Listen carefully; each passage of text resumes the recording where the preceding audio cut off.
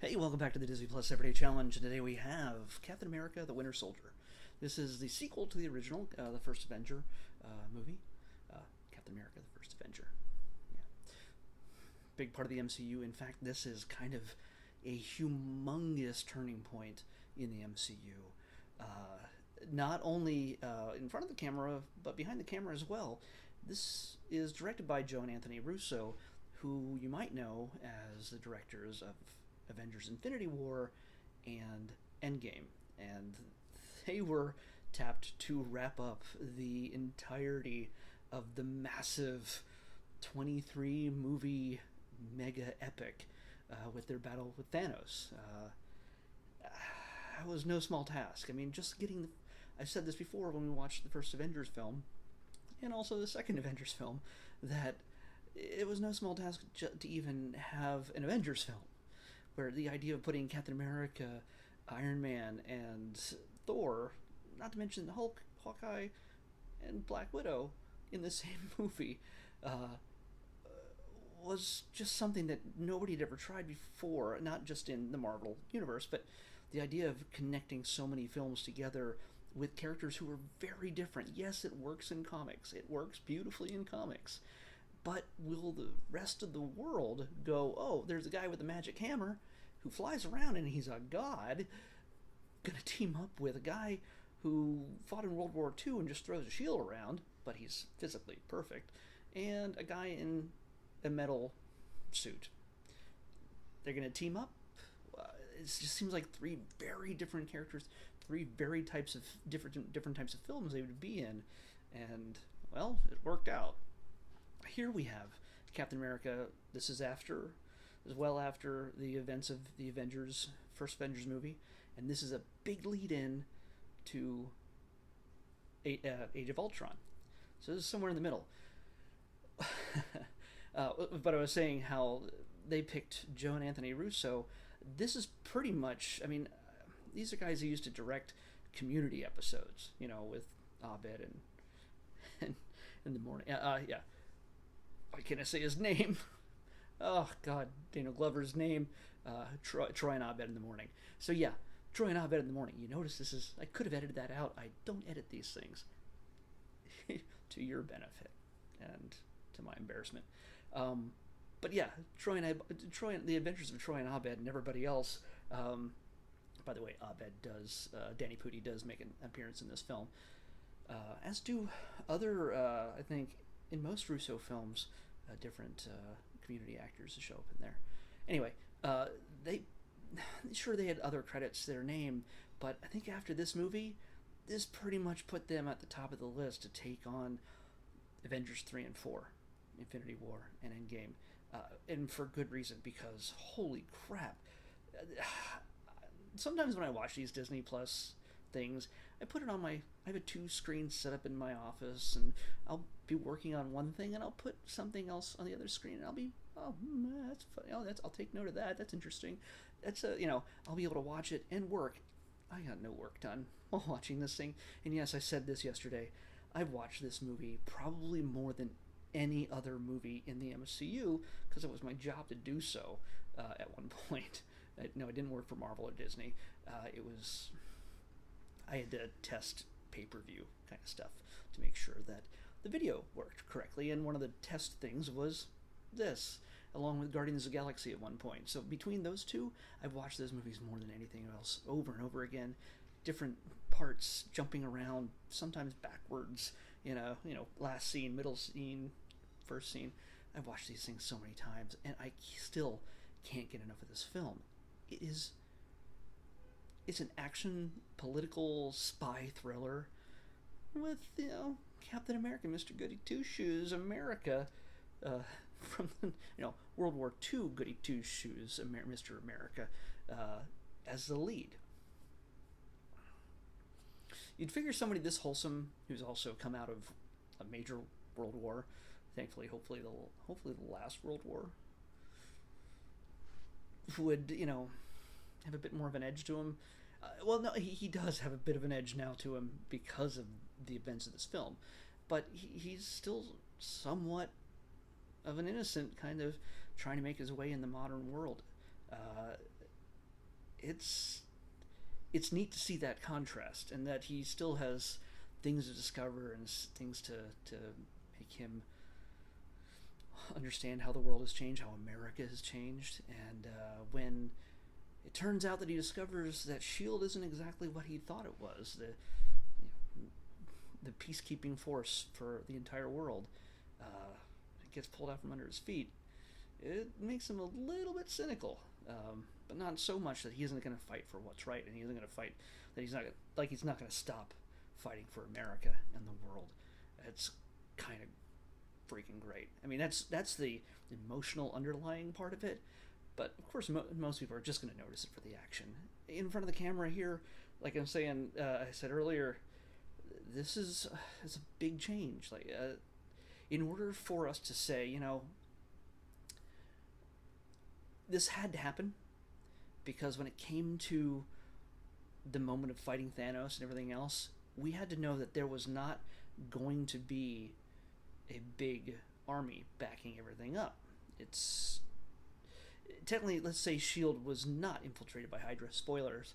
Yes, the movie's been out for a while, and odds are, if you wanted to see this, you've seen it already many times. If you're a newbie, you probably, I don't know. I can't picture who that person would be, but and why you'd be watching my video before you'd be watching this movie. When you find out that Hydra, the bad guys, the offshoots of the Nazis from World War II under the Red Skull, have been infiltrating our peacekeeping force around the world in Shield,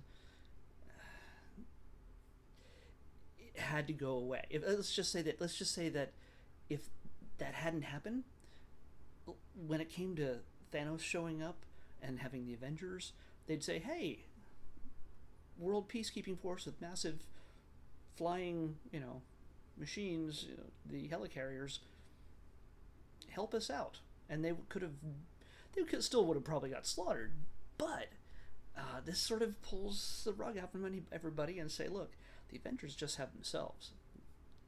Even Nick Fury can't really help them much.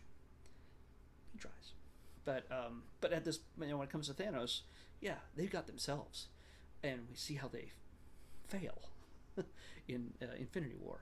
So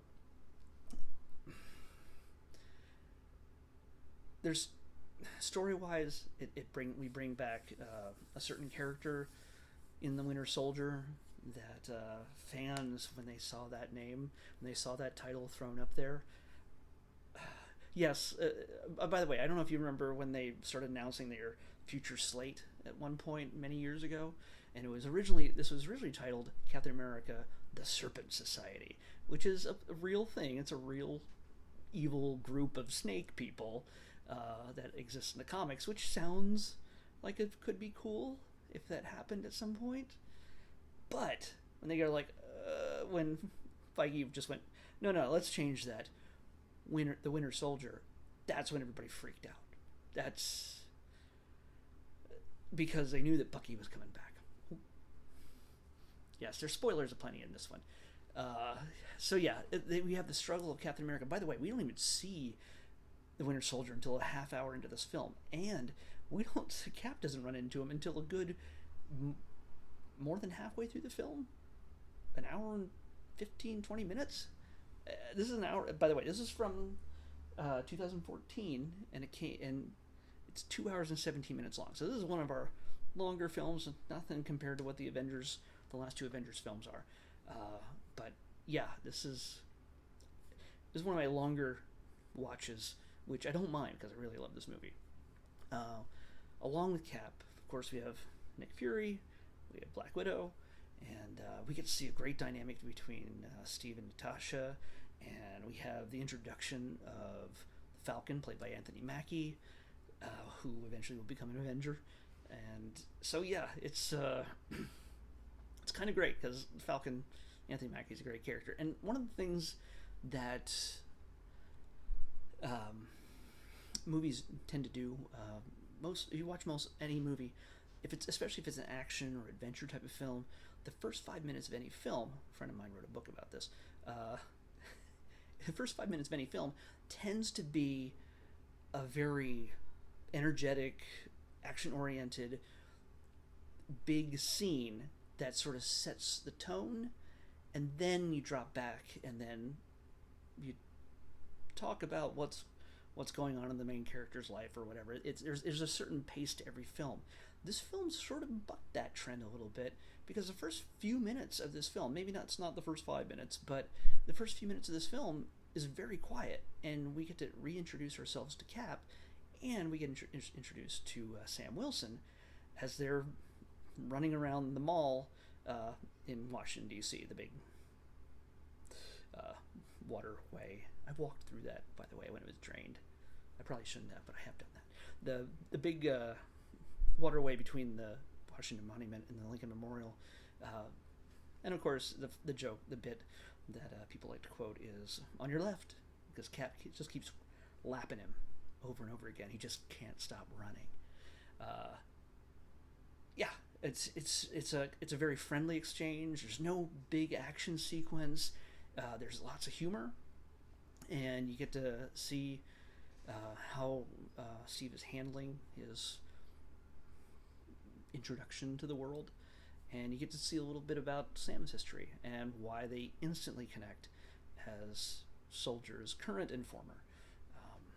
And then, then we go to the big mission moment and into the action sequence, which is sets the stage for everything that comes after it. Speaking of which, that sequence where he fights Batroc, I don't know if I should really it, but Batroc, he's played by the way, George, what's his name? He's a real fighter. His moves are his own. There's no stunt man or anything involved in that. He's an amazing fighter, and to actually get on camera and see himself beat down by Captain America, but he held his own, is kind of really thrilling. It's kind of really great that that he put himself out there like that. It's a tiny role, and by the way, the character of Batroc the Leaper is kind of super lame. He's overly French. He's overly with a curly mustache and everything else. He's really he's like a French stereotype, and he likes to leap and he likes to kick. He's so silly in the comics. Here to show him, to have him presented as serious, even though they kept his colors, the purple and orange kind of thing, is just a neat little Easter egg moment. Anybody else watching this who don't know the comics be like, oh, that's a great fight. But for fans to see Batroc the Leaper, they just call him Batroc in this one, but see him in the film is just a thrill. It's just a kind of a neat thrill. Speaking of thrills, now one of my favorite action sequences in this movie does not involve Captain America at all. This shows the strength of Joe and Anthony Russo, their ability to shoot action. Not just, they shoot great hand-to-hand combat fight scenes and firefights and everything else. There's tons of that. But one of my favorite scenes still, even out of all the other Marvel movies, is the Nick Fury car chase gunfight kind of thing, where he is suddenly waylaid by a bunch of Hydra agents dressed as cops, and it sparks a car chase. And he has a car, of course, it's created by S.H.I.E.L.D., has all the gimmicks and tricks, but they're all pretty much stripped away except for the air conditioning. And he has to rely on himself. He's already injured, and they're out to murder him straight out. And what results in a car chase. I don't know if they shot this in Cleveland or if they shot it in Atlanta, but either way, they tear up so much of the streets, and it's so perfectly paced, and you're like, and it also is the moment that introduces us for the first time to the Winter Soldier at the culmination of the chase. Just bullets flying, cars just dodging, crashing, flipping, everything, and to me it's just so perfectly done, because the tension, every time I watch it, the tension is still there. It's not like, oh, he's obviously going to get out of it. I know he is, but it's still thrilling. So Yeah, and so when it comes to this film, I can't say enough good things about it. If you haven't watched it in a while, revisit it. It's still, out of a lot of great films in the MCU, this one still is a high point, and yes, it ties into everything else. It exists on its own as a great action spy thriller, political thriller, which has so many ties to politics today as well. But yeah, it's it's set a really high bar for any film to come after it. Even Civil War, which is really more, yeah, I mean, yes, Winter Soldier is fan service in many ways. Civil War was even more so because you had pretty much an Avengers film, but they had the Avengers all against each other. In this, we get our first look at the twins, which I don't know if you don't know what I'm talking about. I'm not going to spoil it for you. Of course, stay through the credits, at least after the first credits. There's a sequence at the very, very end of the credits that really doesn't add anything much to the story, but it sort of it deals with one character coming to understand who he is. Let's just say that. But the credits that are the scene that's in the middle of the credits, that one introduces us to two new characters for the very first time, and at least one of which is going to be super important, and has our own Disney show coming up. So, Disney Plus show. So yeah, what else can I say about this?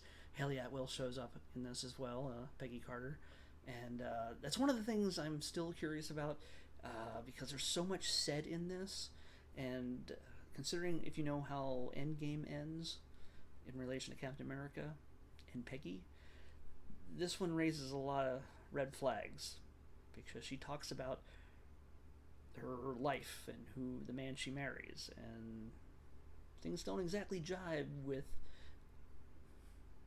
Yes, I'm sure you can make it work. Put the pieces together. I'm sure you can make it work, and maybe it's a cover as well. But yeah, what she says here, even though the Russos were involved in that, the writing and conceptualization and directing of this and Endgame, I'm sure they can make it all fit at some point, and maybe they will. We'll never know. I'd love to see another Peggy Carter series, and of course, at some point, I imagine we might get to see the adventures of Steve Rogers in time, returning all the bits of the time stream back to themselves. That would be awesome, at least for nerds. It may not be a story that's required for everybody else in the world, and it might be confusing to the casual viewer, like, oh, that Endgame movie where he, I won't say anything else.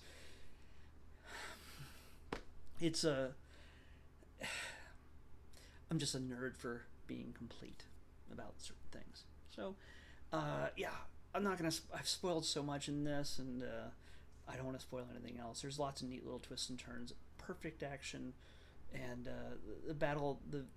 the first battle between Captain America and Bucky, Captain America and the Winter Soldier and Falcon and Black Widow and everything else is just crazy. There's one point where the Winter Soldier blasts Cap with like a grenade launcher, and Cap puts up the shield, and because it's vibranium, it absorbs the impact, but it still apparently knocks him back off a bridge through the windshield of a moving bus, and he gets up. So yeah, he's not Superman, but that really showed just how hard of a hit that Steve can take. I found that just to be a little concerning, considering that how easily he was injured when he's getting shot at. He's had a few bullet holes in him, and his face got really messed up. But yet he goes through a bus, and ow, oh, that was rough. Let me keep fighting. He heals fast. He's a tough guy. He's a peak of human physical perfection. And that's what Super Soldier Serum is all about. Yeah, so Robert Redford, by the way, also plays a great character in this. I will not say anything more, but Robert Redford, come on. you got Robert Redford in this movie, and he looks like he's. I hope he was having a good time. He looks like he was having a good time playing the character. Gary Shandling, one of his final roles. He plays that senator, which we also saw in Iron Man 2, and we learn a little bit more about him. But his scene is mostly funny, so. But it also answers a number of questions. Speaking of questions, when a certain character gets interrogated by Cap and Black Widow and Falcon, he drops a number of names and a number of unnamed characters in different places. Student in Iowa City,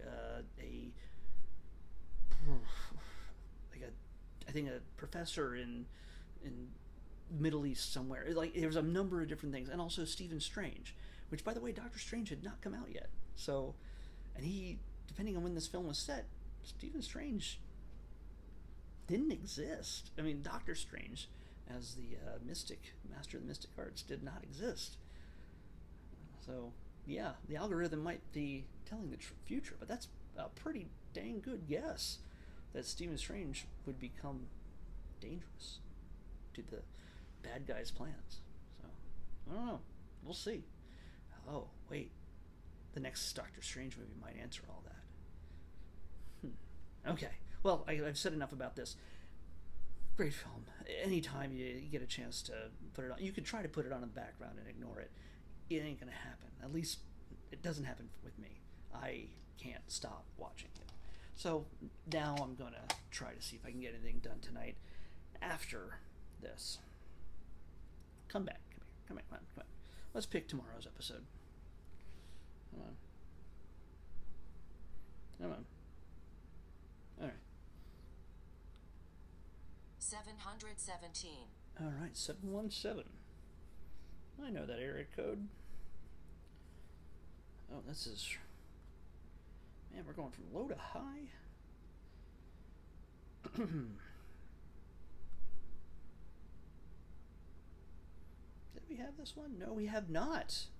We have not. And I've actually... I don't know if I've seen this. I think I have. But it's animated. It's a little underrated Disney classic, I think. You might be interested in watching it with me. I'm going to come back here tomorrow to talk about Treasure Planet. Treasure Planet. So I think that's Matt Damon on this one. Matt Damon starring as the voice of the main character, Treasure Planet, on the Disney Plus Everyday Challenge. I'll see you back here tomorrow. All right.